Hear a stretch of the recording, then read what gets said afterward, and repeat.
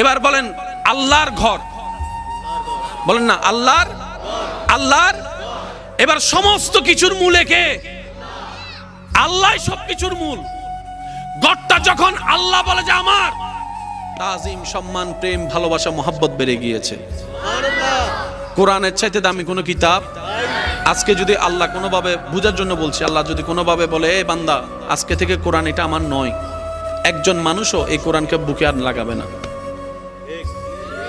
আল্লাহ যদি বলে যে বান্দা কোরআন এটা আমার নয়, আজকে থেকে ক্যান্সেল, কোনো বান্দা আর এই কোরআন মাথাও নিবে না, বুকেও নিবে না, চুমুও খাবে না। কিন্তু কোরআন যখন কিতাবুল্লাহ হয়েছে, আল্লাহর কিতাব, তাজিম, সম্মান, ভালোবাসা, প্রেম এই কোরআনের জন্য। তো সবকিছুর মূলে কে? একটু জোরে বলেন সবকিছুর মূলে কে? এবার আমি বলতে চাই আপনারা শুধু একটু বুঝে বুঝে উত্তর দিবেন। আল্লাহর ঘর, আল্লাহর কিতাব, আল্লাহর রসুল, আল্লাহর বন্ধু।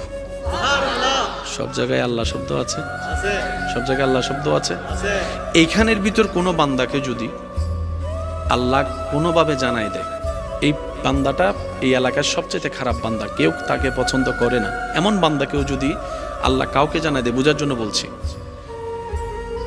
এই দুনিয়াবাসী এই বান্দাটা আমি আল্লাহর পছন্দ হয়েছে, যদি আল্লাহ বলে ওই দিন থেকে আপনার আমার উপর দায়িত্ব, ওয়াজিব ওই বান্দাকে সম্মান করা, ভালোবাসা, মোহাব্বত করা।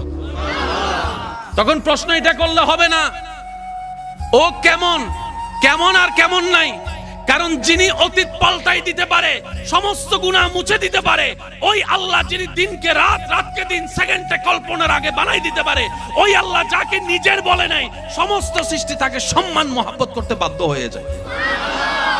মূলত সম্মানটা কি ব্যক্তির নাকি আল্লাহর জন্য? আল্লাহ যাকে পছন্দ করেছেন, বাস আর কিছু দেখার দরকার।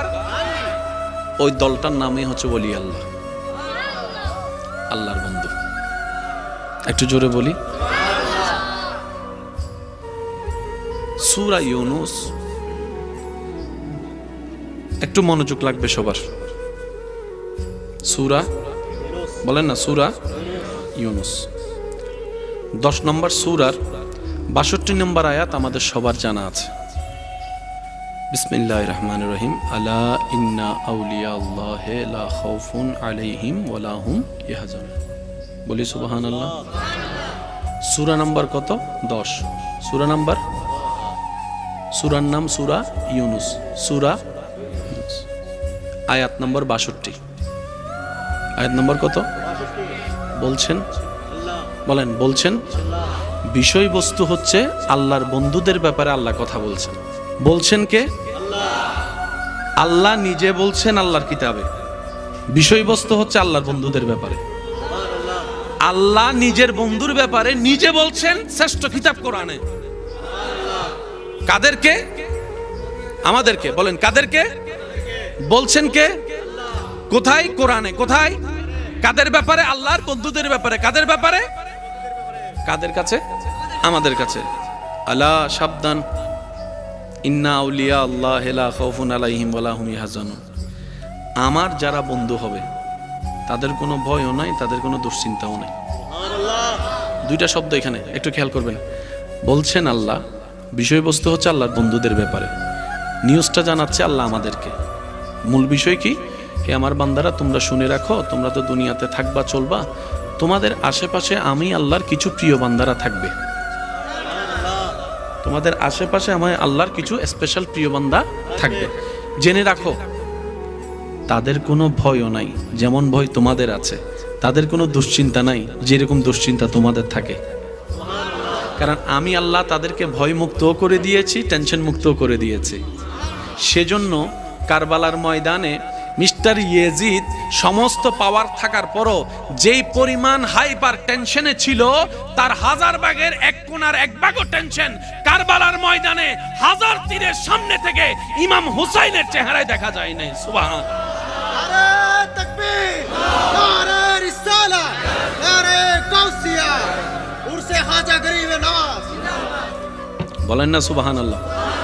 ইমাম হোসেনের কোনো টেনশন বলেন না ছিল? হযরত ইব্রাহিম আলাইহিস সালামের আগে আগুনের সামনে দাঁড় করার রাখছে, কোনো টেনশন ছিল মনে হয় না? টেনশন লাগার যে জায়গাটা, সেই জায়গায় আল্লাহ রহমত দিয়ে, আমি শুনি নাই সুবহানাল্লাহ, আর একটু জোরে বলেন, আর একটু জোরে বলেন। আল্লাহ নিজের বন্ধুদের ব্যাপারে আমাদেরকে জানাই দিলেন, বান্দারা এতটুক জানো, ওনাদের কোনো ভয়ও নাই, ওনাদের কোনো টেনশন। এবার আমরা প্রশ্ন করলাম, আল্লাহ যাদের কথা আপনি বলছেন ওনারা কারা, আমি চিনব কিভাবে? কপালে কি লেখা থাকবে? রব বলে যে না। আল্লাহ ওনাদের কি কোনো ভোটার আইডি কার্ড থাকবে, স্পেশাল কোনো ভোটার আইডি কার্ড থাকবে যেটা দেখলে আইডি কার্ডের মতো আমরা চিনতে পারবো? রব বলে যে না। তো আল্লাহ আমরা এতগুলা মানুষের ভিতরে আমরা চিনব কিভাবে? আমরা তো সবসময় ভালো খুঁজতে গিয়ে 2 নম্বরটাই বেশি নিই। একটু জোরে বলেন না।